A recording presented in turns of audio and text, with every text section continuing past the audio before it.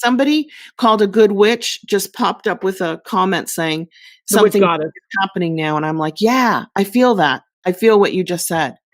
Yeah. And I think the Mandela effect has been here forever, and that it's basically called spontaneous evolution by scientists. And there's loads of that in the record, the historical record. And I think it is mass consciousness, like the 100th monkey, right? That study in 1950s off of Japan. Do you guys know that? Do you know the 100th monkey? I heard of philosophy. I've never heard of it. Okay, Oh, yeah, so tell can me. I tell Tell the study really quick? I think people are loving it. Awesome. I mean, I'll blab on forever. You know, you No, guys I'm are gonna have to say, You're Eileen, fine. it's 6:00. Can we go now? It's your, See, it's right your there, show. witch You go. goddess. One, yes. There's the witch goddess. Yeah, I agree with you. So, in the 1950s, and remember, I give good overviews. So, you know, I'm going to tell you what I know, and then you can check out the rest of it. Always fact check. You know, don't believe me. Go check it out yourself. We preach that every Yeah, show. We preach that check every it out show. yourself. You say, check your own sources.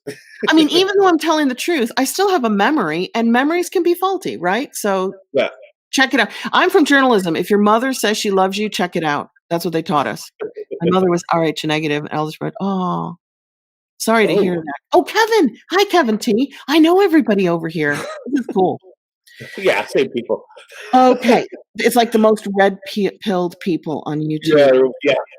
The 100th monkey, Mike. Okay. It is So interesting. Cool. he Tell knows what us. it is. So in the 1950s, I'm thinking like 1956, but in the 1950s, some scientists went on to isolated islands with a specific species of monkeys in these different islands around Japan. And they gave them sweet potatoes, whole. And they would throw them in the sand. And the monkeys were struggling to eat the sweet potatoes because they were sandy and it was hurting their mouths and grinding down their teeth. So either the scientists taught them, but I doubt it because that would be interference in a study. One of the monkeys went over to the beach and the water's edge and rinsed the sweet potato of the sand, got it off, and ate it much easier. So then other monkeys, monkey see, monkey do, copied that monkey, and they're all soon. Everybody was all these little monkeys were washing their sweet potatoes in the sea before eating it. But that's not the surprising part. Here's the shocking results that proves every species has a hive mind, which is evident in ants and bees big time. Like they can communicate across vast different distances and call them back, send them out. You know, there's this instant communication, right? So the interesting part of this one is that the monkeys on this island started to teach their young how to do it, and then they stopped because all of their young were born with the skill. They just popped out of their mamas, and as soon as they could pick up a potato with sand on it, they ran to the water and washed it off. It was an innate skill. Okay. That's not the best part of this. The best part that proves hive mentality or collective consciousness, humans like to call it. They don't like hives. The best part is all the islands surrounding it with the same monkeys. As soon as enough of the population on the main island that they were studying did it naturally and innately, all monkeys on all islands started to do it naturally. Okay. So that just proves that those monkeys have a hive mind. And I think we do too. And I think we're fed this fear. We're fed this destruction, apocalypse. You're all going to die. And, you know, we've been taught in the Western world there's no reincarnation. So death is forever. And you hope you go to heaven, but you might go to hell because you're all natural born sinners. And maybe you're not taking confession. So you got to go to hell. So the Western world kind of, the Western whatever group of humans runs the whole planet, whether it's round or flat. I don't care. I got a lot of flat earth friends.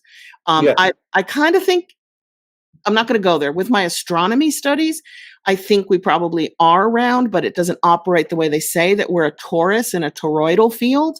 So depending on how the energy's running, it's all energy. So you can see it as round or flat or square or triangular or dome. Yeah. It's all holographic. So if the majority of people see it one way, that's how it becomes for those people. So that's kind of where I come from. My philosophy is about a holographic multiverse that is totally programmed by collective consciousness of the highest intelligent species in the area. Right now, humanity's got that title. Even though we don't act like we deserve it, we still are the highest intelligent species as an extension of Earth. I'm Yeah. not talking aliens. I feel like they're a heck of a lot more advanced than us, but they could be interdimensional. They might have been around a lot longer. Who knows? And I think they're studying us here, and I think they are working with some of their own. Yeah. Oh, yeah. So I think the Mandela effect is a natural process of humans thinking the same thing, just like those little monkeys. And then it's all speeding up now. It's all getting faster.